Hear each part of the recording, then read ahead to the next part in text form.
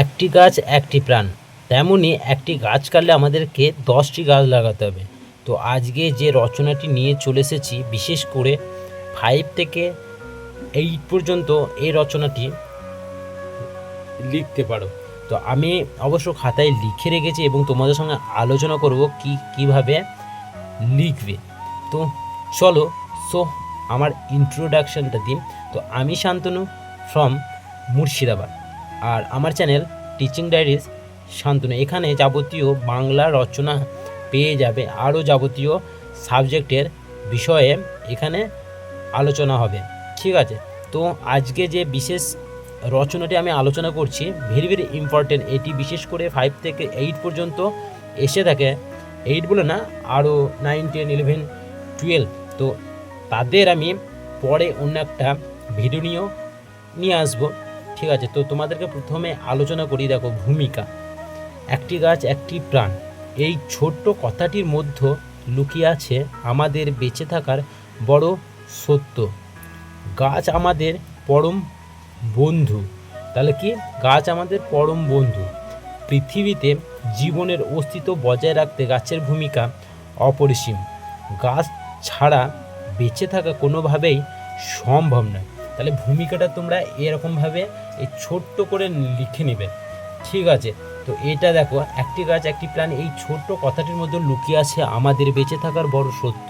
গাছ আমাদের পরম বন্ধু। পৃথিবীতে জীবনের অস্তিত্ব বজায় রাখতে গাছের ভূমিকা অপরিসীম।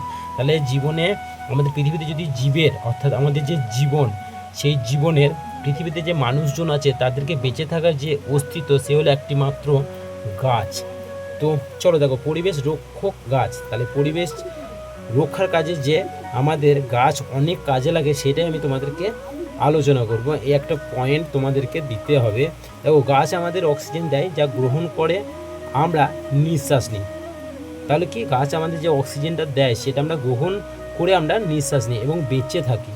আবার আমরা যেসব ক্ষতিকর কার্বন ডাই অক্সাইড, আমাদের ভিতরে যে ক্ষতিকর কার্বন ডাই অক্সাইড গ্যাস ত্যাগ করি, গাছ তা গ্রহণ করে পরিবেশকে পরিশোধিত করে। এভাবে গাছ আমাদের চারপাশের বাতাসকে দূষণ মুক্ত রাখতে সাহায্য করে। ঠিক আছে, এই পয়েন্টটা তোমরা ভালো করে লিখে নেবে খাতায় এবং বুঝে নিচ্ছ যে কি বলতে চাইছে এই পয়েন্টটাতে। পরিবেশ রক্ষকের জন্য গাছ কী কাজে লাগে, কী হিসেবে কাজ করে। দেখো, তারপরে যে পয়েন্ট হলো মানুষ ও প্রকৃতির পরম বন্ধু। দেখো, গাছ আমাদের শুধু অক্সিজেন দেয় না, আরও অনেক জিনিস দেয়। যেমন প্রথম পয়েন্ট, এখানে পয়েন্ট হিসেবে লিখবে। ঠিক আছে, যেমন এখানে ধরো মানুষ ও প্রকৃতির পরম বন্ধু, এইখানে এই ছোট্ট লাইনটা লিখে দিলে, দেখো, গাছ আমাদের শুধু অক্সিজেন দেয় না, আরও অনেক কিছু দেয়। যেমন গাছ আমাদের সুস্বাদু ফল ফুল এবং শাক সবজি দেয়। দ্বিতীয়, গাছের কাঠ থেকে আমরা বাড়িঘর ও নানা ধরনের আসবাবপত্র তৈরি করি। ঠিক আছে, তারপর 3 নম্বর পয়েন্টে কি বলেছে, অনেক গাছ থেকে রোগ নিরাময়ের জন্য মূল্যবান ওষুধ তৈরি হয়। 4 নম্বর, গাছ মাটি ধরে রেখে ভূমিক্ষয় ও বন্যা রোধ করে। 5, গাছ বৃষ্টিপাত ঘটাতে সাহায্য করে। তাহলে গাছ যদি আমাদের পৃথিবীতে না থাকে, যদি কমে যেতে থাকে না, তাহলে কিন্তু বৃষ্টিপাতেরও পরিমাণ কমতে থাকবে, বৃষ্টিপাত হবে না। সেরকমই গাছ তাহলে কতটা দরকার দেখো তোমরা। গাছ যত পরিমাণ আমাদের পৃথিবীতে গাছ জন্মাবে, সেরকম পরিমাণ কিন্তু বৃষ্টিপাত হবে।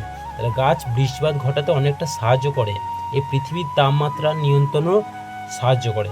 ঠিক আছে, তাহলে এই 5টা পয়েন্ট তোমরা লিখলে, যেহেতু 5 থেকে 8 পর্যন্ত এই রচনাটি ব্যবহার করতে পারবে বা লিখতে পারবে, এরকম ধরনের আমি লিখেছি। ঠিক আছে, তারপরে যে পয়েন্টটা আছে, দেখো, গাছ কাটার কুফল। গাছ কাটলে কি আমাদের ক্ষতি হতে পারে, সেরকম ধরনের একটি কুফল। তাহলে গাছ কাটার কুফল, এই পয়েন্টটাও একটা মানে গুরুত্বপূর্ণ।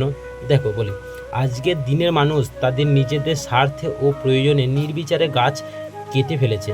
এর ফলে আমাদের পরিবেশের ভারসাম্য নষ্ট হচ্ছে এবং বাতাস দূষিত হয়ে মানুষের নানা রকম অসুখ হচ্ছে। গাছ কেটে ফেললে আমরা আমাদের নিজেদের ভবিষ্যৎ অন্ধকারে ঠেলে দিচ্ছি। দেখো, এই পয়েন্টটা একটা গুরুত্বপূর্ণ। আর একটা দেখো, আমাদের এখন যে ভারতবর্ষে উত্তরাখণ্ডে এরকমভাবে কিন্তু রাস্তা তৈরি করা হবে সেরকমভাবে জঙ্গল কেটে ফেলে তার ভিতর দিয়ে রাস্তা তৈরি করা হবে, অনেক পরিমাণ গাছ কেটে ফেলছে। তো এগুলো আমাদের সরকারের কর্তব্য এগুলোকে রোখা, ঠিক আছে।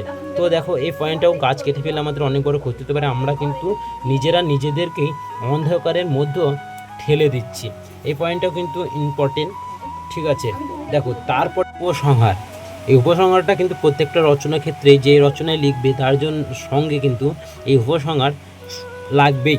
তা লাস্টে কিন্তু এই উপসংহার লিখতে হবে। দেখো এই যে রচনাটা লিখলাম, একটি গাছ একটি প্রাণ, তাহলে কি, গাছ বাঁচলে পরিবেশ বাঁচবে, তার আর পরিবেশ বাঁচলে মানুষ ও অন্যান্য প্রাণীকুল বাঁচবে। তাই আমাদের সবার উচিত নিয়মিত নতুন গাছ লাগানো এবং পুরনো গাছকে রক্ষা করা। তাহলে কি, আমাদের নতুন গাছও লাগাতে হবে এবং পুরনো গাছ যেগুলো আছে তাদেরকেও কিন্তু সাহায্য করতে হবে, অর্থাৎ তাকে রক্ষা করতে হবে। প্রতিটি মানুষের অন্তত একটি হলেও গাছ লাগানো উচিত। তাহলে আমাদের প্রতিটি মানুষকে কিন্তু একটি করে গাছ লাগানো দরকার। আমাদের শপথ নেওয়া উচিত, গাছ লাগান, পরিবেশ বাঁচান।